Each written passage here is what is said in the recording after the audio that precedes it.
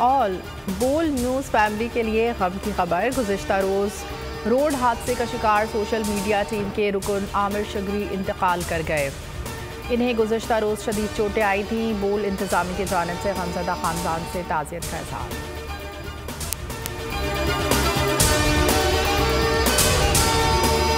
हवाए नफ्स की है हुक्मरानी, लुटेरा कर रहा है पासबानी। बोल न्यूज के मार्केटिंग हेड आकाश राम ताहा लापता, तफ्तीशी इदारे जवाब देने से कासिर।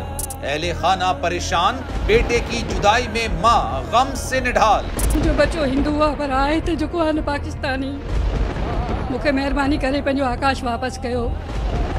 हुकूमत से बेकसूर और मुहिब्बे वतन बेटे की बाजियाबी के लिए फरियाद। आकाश राम के अगवा के खिलाफ अहले खाना की जानिब से सुप्रीम कोर्ट में दरख्वास्त दायर। सुप्रीम कोर्ट के चीफ जस्टिस उमर अता बंदियाल से आकाश राम के अहले खाना की जल्द समाअत की इस्तदा।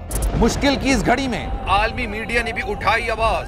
CNN, आज तक, इंडिया टुडे, टाइम्स नाउ समेत आलमी मीडिया ने आकाश राम के अगवा के खिलाफ दिया बोल का साथ। उफ क्या जुल्म है, बोल इंसाफ का मुंतजिर। सब्सक्राइब करें और बेल दबाएं ताकि कोई खबर रह न जाए।